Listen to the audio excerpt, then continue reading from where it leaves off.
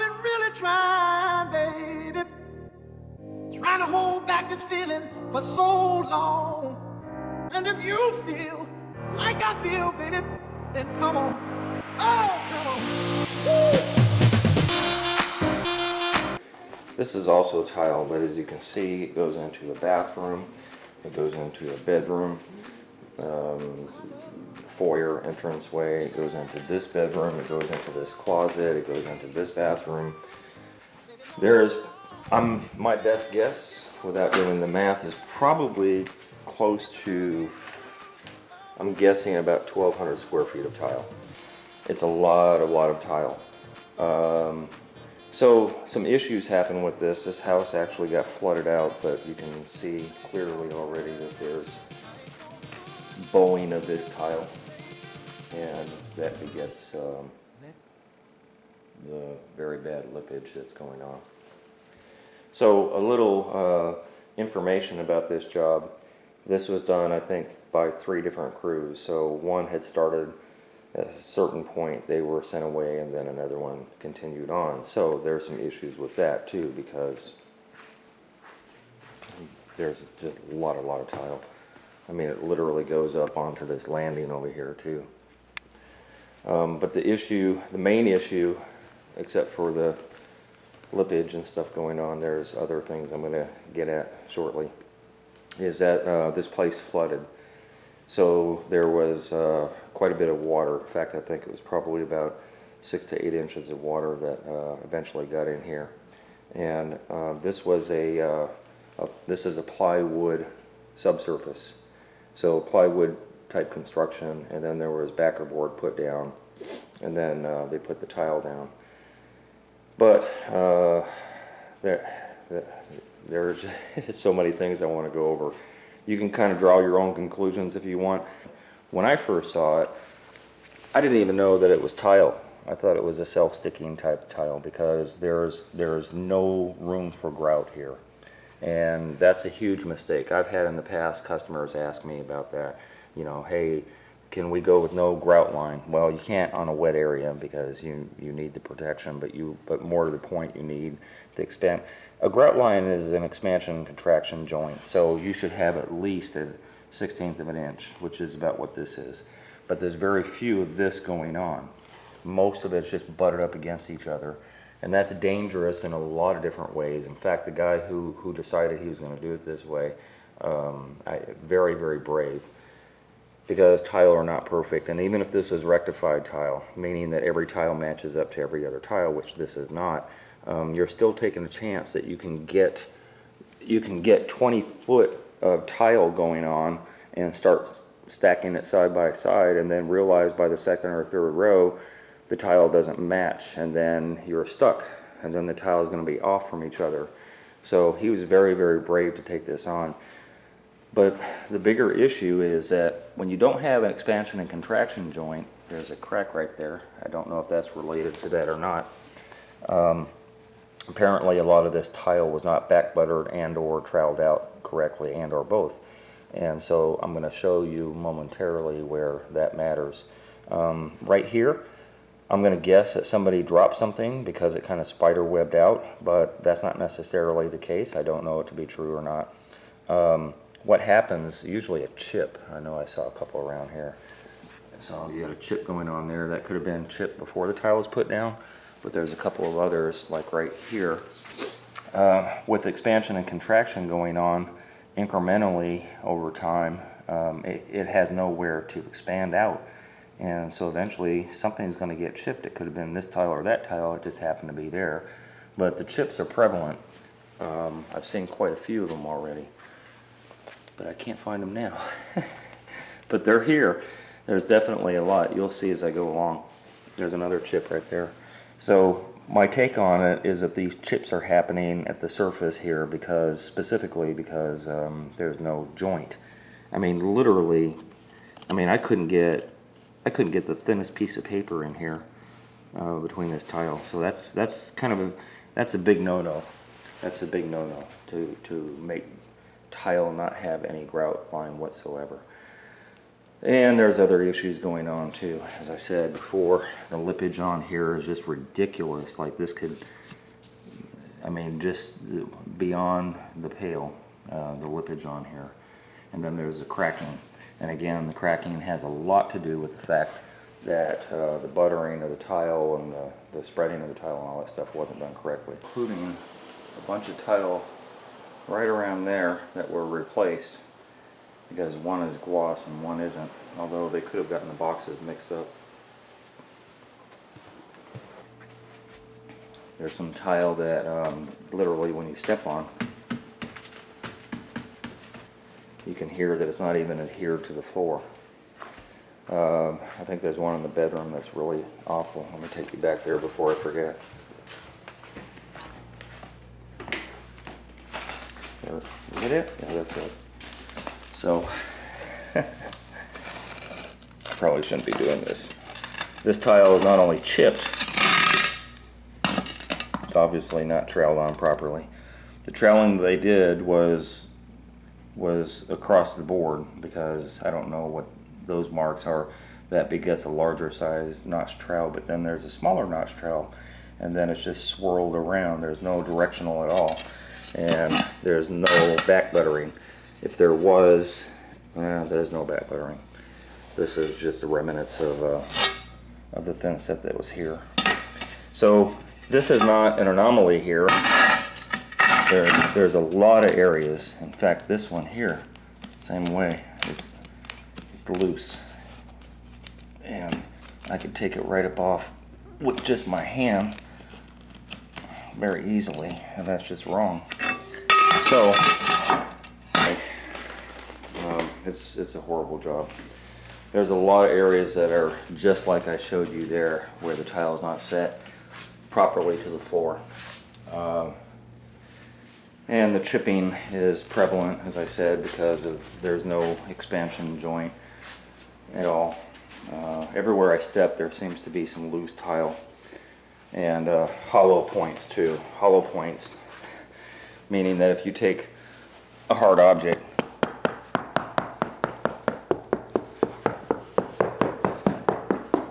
you're going to hear hollow areas. Oh, there's another chip. So my knuckle is not a hard object, but if you had a little screwdriver or something, you would definitely hear some hollow points. I mean, you can definitely tell there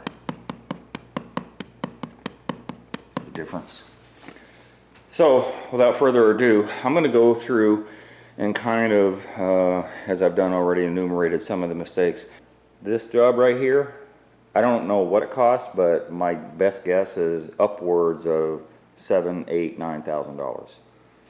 To rectify this is easily taking up all this backer board and all this tile, prepping the floor, setting tile, whatever it is, whatever they go back with, easily going to cost this guy probably 12 grand, maybe 15 grand.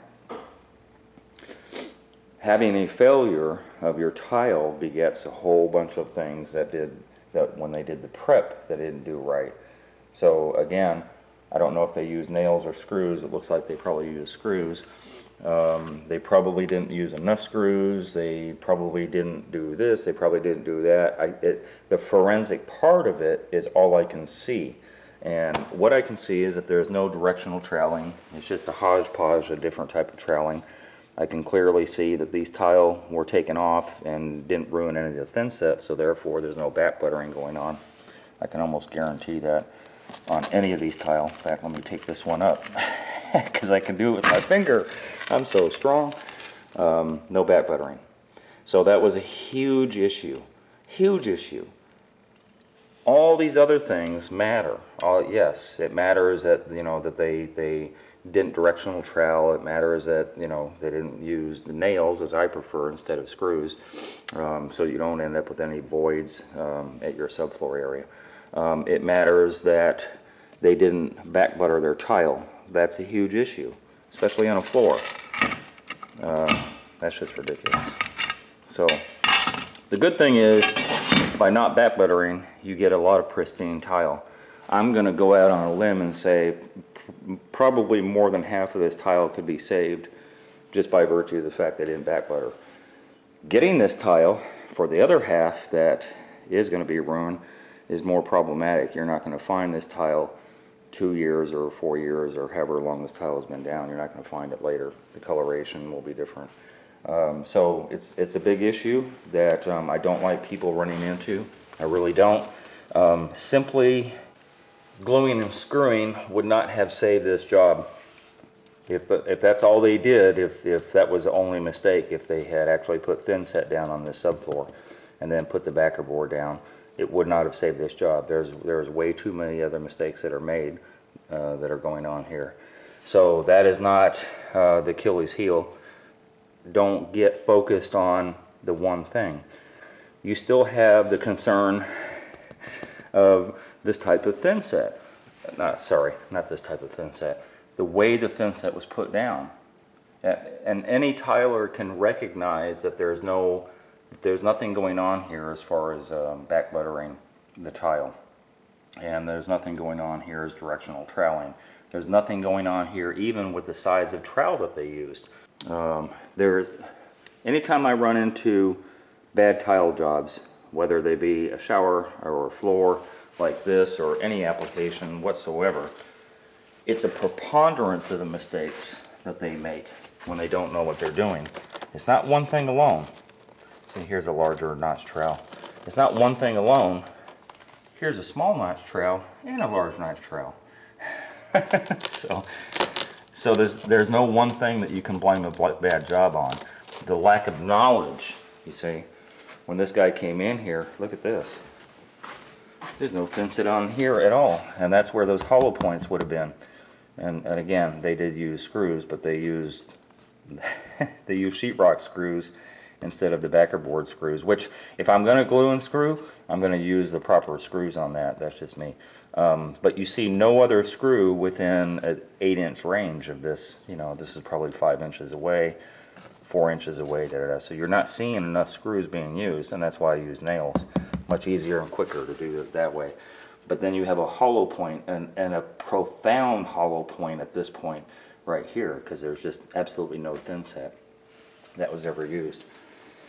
So again, this is horrible tile job, yes, but the prep, you see, the prep is the key to every job.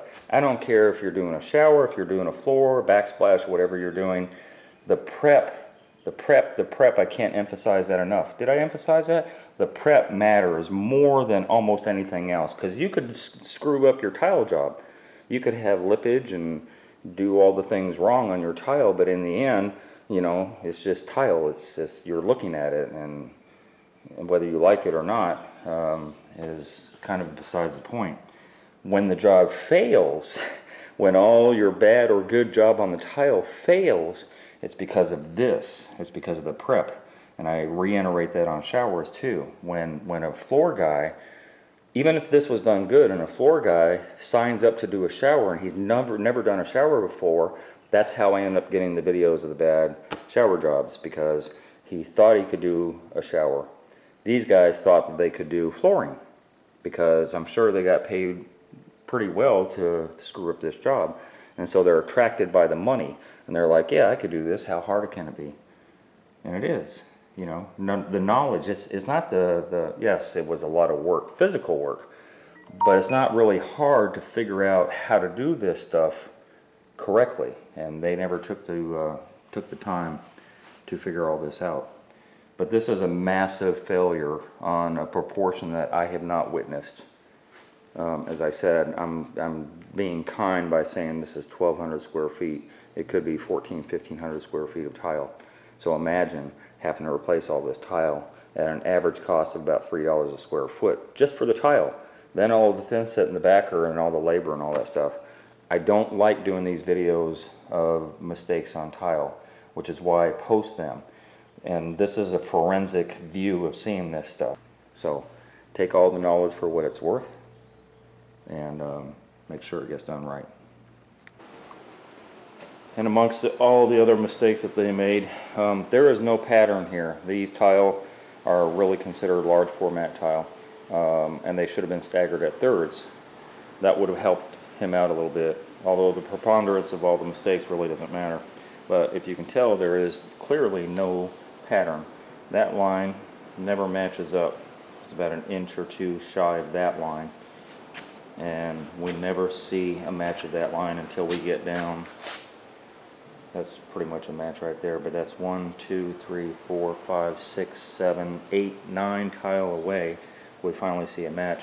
So I think what they tried to do, natural wood floors don't have a pattern, and they were trying to replicate that by not having a pattern, but you must have one.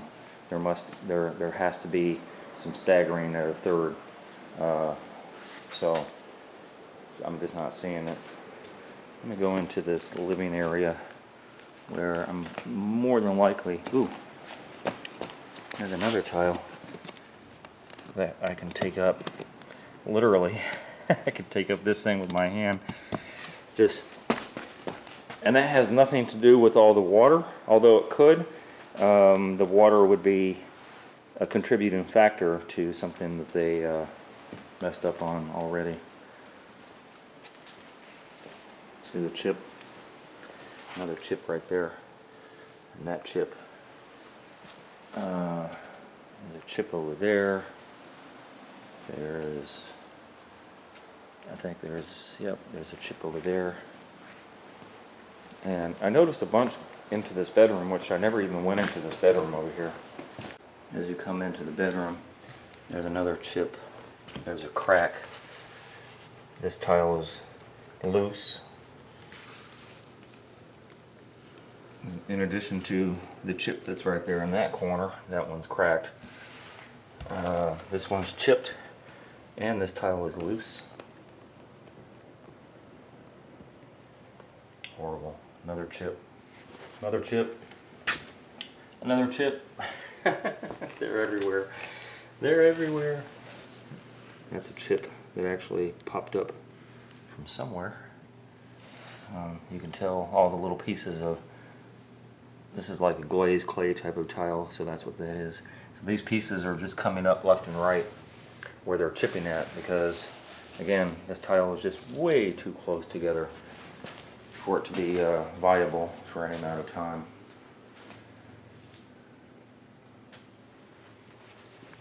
There's another small chip. There's another small chip going into the bathroom. A couple more areas that are chipped. I've been really trying. I hope you enjoyed that video. If you did, then subscribe. Hit that button and subscribe. I make nothing off of YouTube, so please be a Patreon member. I'm gonna post a link down below to my Patreon account, and you can donate $1, $5, $10, $20 a month. Just pledge that on a monthly basis. That will help me produce more videos and content so that you can watch and learn from my channel. And donate at least $50 if you're gonna call. If you're gonna call for advice, donate to my PayPal, please. Donate first, and then feel free to call me or email me for advice. Otherwise, business calls only, please.